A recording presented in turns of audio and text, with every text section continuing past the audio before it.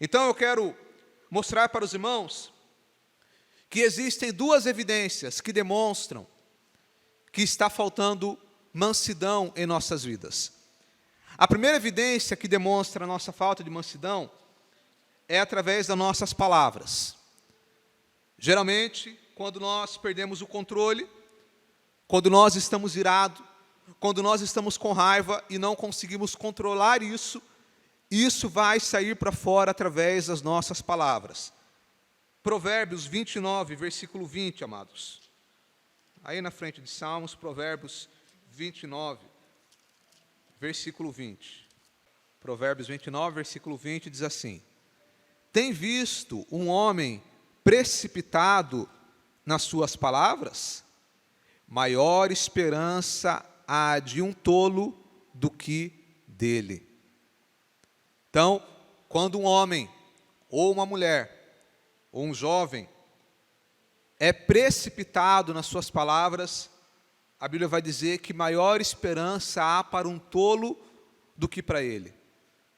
Tem um texto que diz que até o tolo, quando fica em silêncio, se passa por sábio. Ou seja, você vê que está numa roda de pessoas, se alguém ficar totalmente quieto ali, até parece que a pessoa é muito inteligente, que ele não falou nada. Então ele está dizendo aqui que quando nós somos precipitados em nossas palavras, certamente vai nos trazer grandes prejuízos. Então é por isso que no momento da ira, da raiva, do nervosismo, nós temos que respirar fundo, nós temos que pensar para falar. Quantas pessoas que perderam oportunidades de emprego, perderam oportunidades na vida, perderam relacionamentos, porque falaram na hora que não era para falar. Se estressaram e colocaram para fora aquilo que não era para falar. E talvez a pessoa, quando chegou em casa e colocou a cabeça no travesseiro, ficou aquele sentimento ruim, aquele sentimento de eu fiz alguma coisa errada. Mas aí já foi. Porque a palavra lançada, não tem como você tirar ela mais. Você pode pedir perdão, pedir desculpas, mas já está falado. Então é por isso que nós temos que cultivar a mansidão e pedir para que o Espírito Santo de Deus nos ajude a controlar as nossas palavras, principalmente na hora da raiva, da ira. O esposo e a mulher, que todo casamento, algum momento ou outro, vai ter ali um momento de desentendimento, a não ser que o seu casamento seja uma coisa sobrenatural e não tenha esses momentos. Parabéns a você, meu querido. Depois você passa para a gente a receita, né? Mas o casamento, de uma maneira natural, ele vai ter algum momento de desentendimento. E às vezes é por coisa boba, irmão. É terrível, né? Às vezes o homem quer o feijão com caldo mais grosso. Às vezes é por coisa... é uma coisa terrível. Eu vou falar para os irmãos aqui. Ontem, ela foi no mercado... E aí porque eu vou fazer um doce. Eu falei, meu amor, você vai ficar na correria. Eu já sei qual vai ser a sua programação aqui. Você vai inventar de fazer o doce, você não vai dar conta. E ela, não, mas eu vou fazer. Eu falei, não, eu sei que você vai estar corrida. Ela, tá bom, não vou fazer. Ficou meio brava. Aí quando chegou a noite, irmãos, na hora de jantar, ela falou, Andrés, ainda bem que eu não fiz o doce, eu ia me enrolar. Eu falei, tá vendo, mulher, você ouviu o homem de Deus. Eu falei, não, em vez de você fazer o doce, vamos comprar pronto já, senão vai ser muita coisa lá, porque eu ia lavar meu cabelo, ia cuidar das meninas, ia fazer não sei o quê. Falei, tá vendo? Mas ela foi mansa, ela ficou brava, irmão, mas ela controlou a ira, mulher de Deus. Então, tá vendo, irmãos, o casal ali na hora da discussão tem que controlar, irmão, o nervosismo. Porque às vezes um fala alguma coisa para chatear o outro, aí o outro quer revidar. E aí nesse revide, irmão, um vai chateando o outro.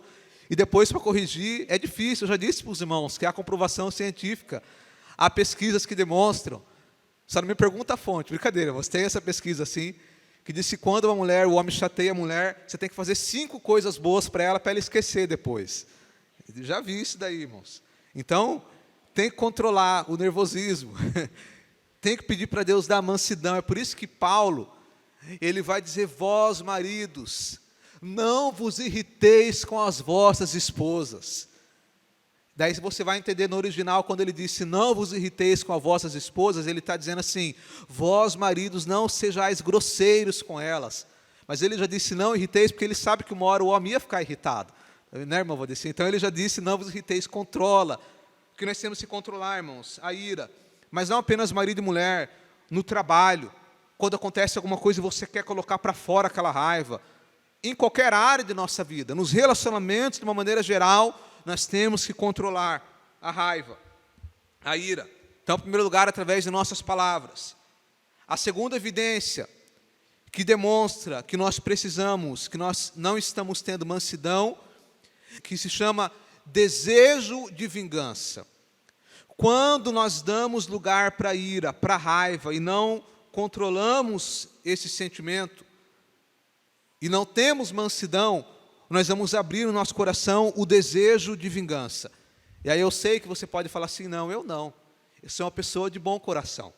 Porque a gente é assim, amado. A gente sempre tem uma imagem muito boa acerca de nós mesmos, mas geralmente a gente é um pouquinho pior do que a gente pensa que a gente é. Você fala assim, não, eu não desejo mal para ninguém. Eu não quero mal para ninguém. Mas isso, irmãos, é até ali. Porque quando alguém pisa no teu calo de verdade, quando alguém prejudica você deliberadamente, quando alguém fala mal de você, quando alguém te calunia, quando alguém fala uma coisa a seu respeito que você não é. Imagina que você está no trabalho, some alguma coisa e alguém fala, foi o José que roubou, foi a Maria que roubou. Sabe quando você realmente é ofendido por alguém? Aí, irmão, pode ser crente ou o que for. O primeiro sentimento que vem no nosso coração é de raiva. É de você, de alguma forma, querer revidar. Ou seja, quando alguém te ofende. Quando alguém fala, o Joe é isso. O primeiro sentimento é de revidar, dizer, eu sou isso e você é aquilo. É a nossa natureza. A gente quer revidar. Mas é por isso que aí vai entrar a mansidão. Que eu não vou retribuir da mesma forma que eu recebi. Eu não vou pagar da mesma forma. E é por isso que lá em Romanos, eu quero ler com os irmãos, capítulo 12. Vamos lá, mais no final da Bíblia. Nós vamos ver aqui um texto muito maravilhoso sobre esse assunto. Romanos capítulo 12, versículo 14, amados. Diz assim: abençoai aos que vos perseguem, abençoai e não amaldiçoeis. Abençoai aos que vos perseguem. Então imagine quando alguém vem e te ofende. Quando alguém vem e fala algo a teu respeito para te envergonhar, para te rebaixar, para te entristecer. E a nossa vontade carnal, a nossa natureza carnal é revidar. Mas aí a Bíblia vai nos dizer, abençoai. Enquanto a pessoa pode olhar e dizer para você, olha, fulana é isso. Você pega e fala, mas eu te abençoo em nome de Jesus. É muito fácil pregar isso, mas na vida real é difícil de cumprir. Por exemplo, eu que estou aqui fazendo a obra de Deus, alguém vem e fala, pastor é tudo ladrão. E a vontade minha da carne, que se alguém falar isso, é não, então agora você vai ter que provar que eu sou ladrão. Agora eu vou te processar. Mas não. Eu te abençoo em nome do Senhor Jesus. Que Deus abra os teus olhos, para que você veja a verdade do Evangelho. Então, esse é o grande desafio. Controlar a nossa raiva e fazer o oposto do que a nossa natureza carnal quer fazer. Depois ele continua. Aí em Romanos 12, versículo 17. A ninguém torneis mal por mal. Procurai as coisas honestas perante todos os homens. Se for possível, quando estiver em vós, tende paz com todos os homens. Não vos vingueis a vós mesmos, amados, mas dai lugar para a ira, porque está escrito, minha é a vingança, eu recompensarei, diz o Senhor. Agora preste atenção no versículo 20. Portanto, se o teu inimigo tiver fome, dá-lhe de comer. Se tiver sede, dá-lhe de beber. Porque fazendo isto, amontoarás brasas de fogo sobre a sua cabeça. Não te deixes vencer pelo mal, mas vence o mal com o bem. Palavra maravilhosa. Vence o mal com o bem. Alguém me deu mal. Alguém me fez mal. Alguém me deu palavras malignas, mas eu vou retribuir com o bem. E aqui ele diz que amontoará na cabeça do meu inimigo. Quando ele diz inimigo, não quer dizer que você está lutando com aquela pessoa. Inimigo aqui é no sentido de alguém que quer te prejudicar. Então, quando alguém quer te prejudicar, e ao invés de você revidar, você estender a mão para a pessoa, você fazer bem para ela, pode ser que não seja hoje. Porque às vezes a vida é assim. Às vezes a pessoa hoje, que ele está bem, ele está numa posição elevada, ele pode te humilhar, ele pode te fazer mal, mas amanhã o mundo dá voltas. E pode ser que na hora que essa pessoa precisar de você, talvez ele vai esperar que você vai fazer mal, que você vai retribuir, e aí você vem, estende a mão e faz o bem. A Bíblia diz que vai amontoar brasas de fogo sobre a cabeça daquela pessoa. Sabe o que significa? Que a pessoa vai se sentir envergonhada. Ela vai ficar constrangida. Porque ele vai se lembrar que lá atrás, em algum momento, ele te prejudicou. Mas agora você, na primeira oportunidade que teve, você retribuiu com o bem. Esse é o papel do cristão. Essa deve ser a nossa missão, amado. E é por isso que o Senhor Jesus disse que nós temos que ser mansos. Naquela época, tinha um grupo religioso, no tempo de Jesus, que eu disse para os irmãos lá na primeira mensagem, que eram os zelotes.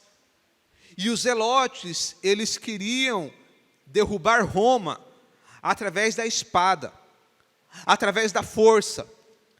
E o povo, naquela época, a maior frustração deles, amados, era estarem sobre o domínio de Roma. E aí Jesus vem e fala: bem-aventurados os mansos, porque eles herdarão a terra. Para eles, a terra prometida, que até hoje as pessoas brigam lá por aquele pedaço de terra, era a maior riqueza que eles poderiam ter. Era o maior sonho de um judeu, era ter a terra deles de volta. Era a maior riqueza que eles tinham, mas Jesus vai dizer assim: olha, vocês vão conquistar essa terra, mas não é através da espada, não é através da força, é através da mansidão. E é interessante que ele usa a palavra herdarão a terra, porque quando fala de herdar alguma coisa, fala de herança. E herança, amado, é algo que você recebe sem mérito nenhum. Quando você recebe algo que foi dado de pai para filho, não foi você que construiu aquilo, foi seu pai, foi sua mãe. Mas o filho, ele recebe a herança, porque a herança, ela é uma demonstração da graça. A herança demonstra um dom, um presente, que o pai dá para o filho.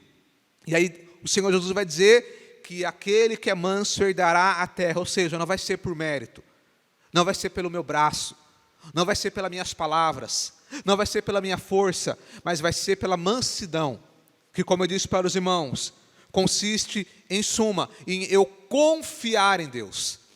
Quando eu confio em Deus e alguém fala algo a meu respeito, eu não vou tentar ofender a pessoa. Se ele falou algo a meu respeito que não é verdade, Deus vai me justificar. Se alguém tentou me prejudicar, eu não vou tentar prejudicar a pessoa de volta, não. Eu vou confiar em Deus e Deus vai trabalhar em meu favor. Esse deve ser o papel do cristão. Eu deixo essa reflexão para os irmãos desta manhã.